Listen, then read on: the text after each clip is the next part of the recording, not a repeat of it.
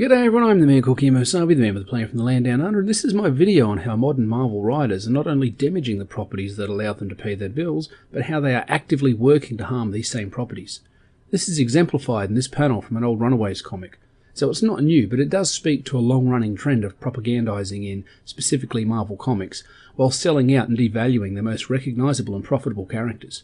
I saw this on Twitter last night. I'm reading it completely out of context. I haven't read a Spider-Man book since One More Day, and I haven't enjoyed one since Ben Reilly died. In this panel, this being is refuting the classic, with great power comes great responsibility. I'm going to assume it's a she. She says, "That's inane. Most people in life don't have great power, and the few that do are almost never responsible with it. The people who have the greatest responsibility are the kids with no power, because we're the ones who have to keep everyone else in check."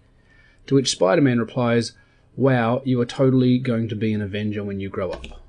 I've said in previous videos more than once that these 6 words are, in my opinion, the 6 most important words in all of comics. More important than Up, Up and Away, and more powerful than Avengers Assemble.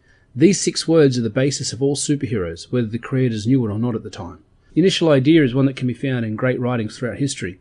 It can be found in elements of America's Constitution and the Magna Carta. It is found in the writings of the French Revolution. If you have power, even great power, you have a responsibility to use that power well. Or, more simply, the weight of your responsibility is equal to the greatness of your power. The thing about this phrase is that almost every word can have a flexible meaning and absolute values can't be delineated. What is power? What is great power? What is responsibility? What ways of using your powers are accepted as responsible, and by whom? And these divisive times are unlikely to get the same answer from any two people. In the comics, this phrase has been used to point out that with the great power at his command, the great physical power, power to move and react at super speeds, and the power to lift a car above his head effortlessly, Spider-Man should have stopped the thief that would kill his Uncle Ben. Peter had the power and chose not to use it. Because of this abuse of power, many suffered. His uncle lost his life, he lost his uncle, and his aunt lost her husband. Spider-Man's mistake, his one misuse of his power, even by omission of use, is what launched the morality of arguably the most popular superhero of all time. When one has great power and intentionally and repeatedly misuses it, that's when you get some of the greatest villains in fiction. Dr. Doom, Magneto, Lex Luthor, all beings with incredible resources and intellect, mostly self-made. They created their own great power and choose to misuse it, constantly and consistently. It's the stuff of great stories. But even though the lines sometimes blur, Lex has been shown to be benevolent at times, the best versions of Magneto are a freedom fighter/terrorist who would die to realise his dream of a mutant utopia, and no one can claim Dr. Doom doesn't love his native Latveria and its people. It's clear these guys are the bad guys, or at least the antagonists. It's the disconnection between power and responsibility, and the way these characters abuse their powers that makes for great reading. It's also why they, despite being sympathetic or even having admirable qualities, are still firmly in the camp of villain. No one expects heroes to do these things, to abuse their power. The comic fans that have collected and followed their favourite heroes for decades don't expect these characters to act like villains. Because when a person abuses their power, they are acting like a villain. It's exclusionary. If you abuse your power, you can't be a hero, no matter how you spin it in the eye of the public. And the greater the power, the greater the abuse, the greater the villainy that is occurring. The writer of this panel is missing a few key elements, or, maybe more accurately, the character spouting this dialogue is missing the point. Maybe the author meant for her to miss the whole point of the classic ideal, but with the way Spider-Man kowtows to her superior wisdom and pisses on the corpse of Uncle Ben and everything he stood for, I doubt it.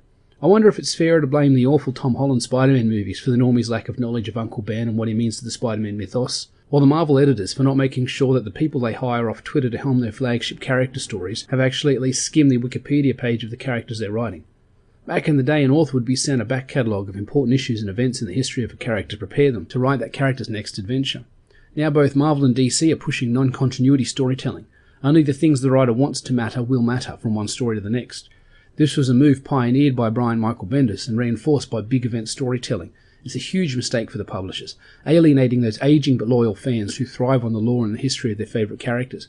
While nothing the Big Two has done is successfully drawing in a new audience, a younger audience, to replace these stalwarts, despite the MCU and to a lesser extent the DCEU being financially and critically successful. Not you. This character claims that Uncle Ben's old saying, the one that has motivated Peter to save untold lives, to survive deadly moments, to cheat death, to literally come back from heaven and choose to return to our world to keep on fighting despite having earned his paradise many times over, is inane. Why? Because of paradigms that are as flawed as the idea of institutional power, the idea that a white meth head hillbilly on food stamps has more institutional power than Barack Obama. She says most people don't have real power in their lives. Again, this comes down to definition. I can reach the top shelf at the store.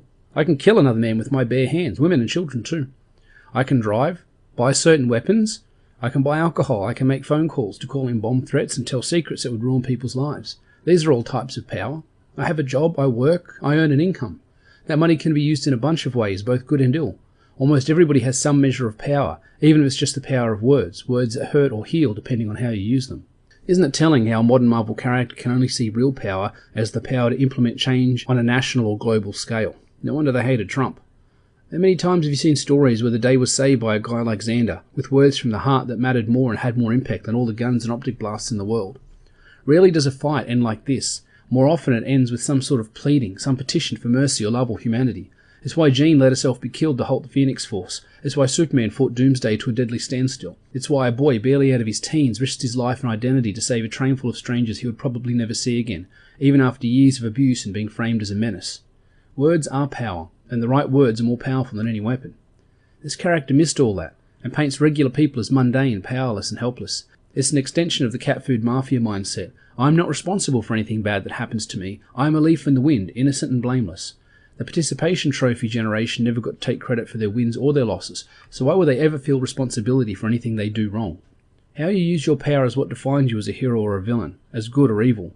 Now Shaniqua here accuses people with real power of rarely, if ever, using their powers responsibly. The point she is missing is that among people with real power in the Marvel Universe, metahumans of all types, it is those that use their powers selflessly that are, by definition, heroes. In nearly every incarnation and depiction, being a traditional spandex superhero protecting a city against a rogue gallery of villains is an awful life, one that involves risk, pain, injury, loss of relationship and death, death of self and death of loved one. Many heroes yearn for a normal existence. Many of them yearn for a day where they won't have to put on their tights and fight the good fight because it's already been won. The most heroic heroes are the ones that would rather not be heroes at all, but still choose to do so. She lives in a world where people have real, incredible power. Power to wipe out a city with a gesture. Power to quell rock slides or halt a tsunami. The power to fend off genocidal alien invasions, and do so regularly. But she's accusing the powerful of misusing their power. Her premise might work in our world. The people with global power in our world rarely act benevolently. But in the Marvel Universe, that's patently untrue. This is a problem with trying to jam your real-world politics into a world of capes and tights. Why hasn't Reed Richards cured cancer? Why was Barbara Gordon confined to a wheelchair for years when the technology to give her back her mobility is widespread and easily accessible? The writers come up with some BS justification for it, but it's always forced. Then she delves into this rabbit hole, and I'm still trying to comprehend. Does Marvel just not have editors anymore? Did no one cue this writer in on the fact that this next balloon doesn't make any sense? She says, the people who have the greatest responsibility are the kids with no power because we're the ones who have to keep everyone else in check. This is a meaningless word salad. Kids with no power have the responsibility to keep the ones in power in check because... She rejects Uncle Ben's idea, but then applies basically the same idea to the premise herself. Apples and oranges aren't opposites. They're both fruit that grow on trees and have seeds and peel. Dogs and cats aren't opposites. They're both quadrupeds, mammals, omnivores, and have been domesticated by man. To say the powerless have responsibility to use their lack of power in a certain way must be, by her own definition, as inane as Uncle Ben's idea. Without power, how can the kids hold others in check? I would argue that those without power can work to hold those with power accountable, again, using the power of words. Just look at all the lies debunked on Twitter on a daily basis, the truths that are shared, unchecked. That is a kind of power. Right now it might be one of the few powers left to us. She says only those with real power can implement change, and then says the most powerless are needed to hold the powerful in check. This is an idea based in socialism and critical race theory, the idea of the helpless, aggrieved, downtrodden proles rising up against their unjust masters. They vilify anybody that's got power, therefore they must divest themselves of all power, but then submit to the power of collectivism. More propaganda in modern-day Marvel comics. And all of this would have been acceptable if only, they'd done this one thing. If Spider-Man had pushed back against and challenged her ideas, if he had disagreed with her and provided an opposing point of view, we would have had an example of an acceptable way to include politics in comics. You can't exclude politics from comics completely. It's unrealistic. It's never happened. It never will happen. What you do is you present two points of view and let the audience decide.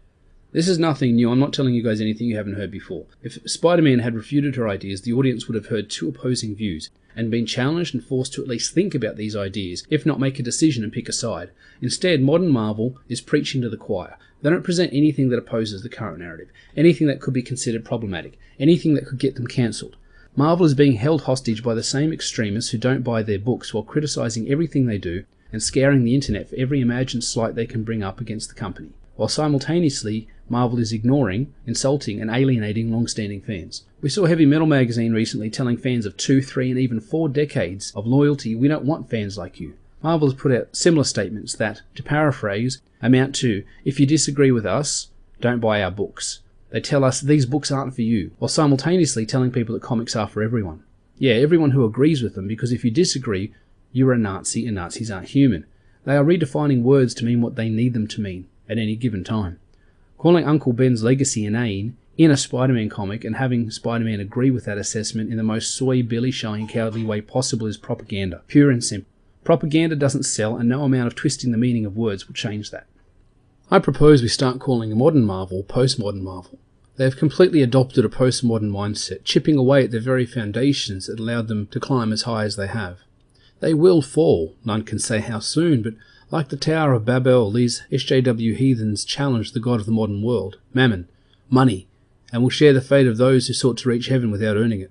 The question is not when will it happen, but if any of us will even still be paying attention by the time it does.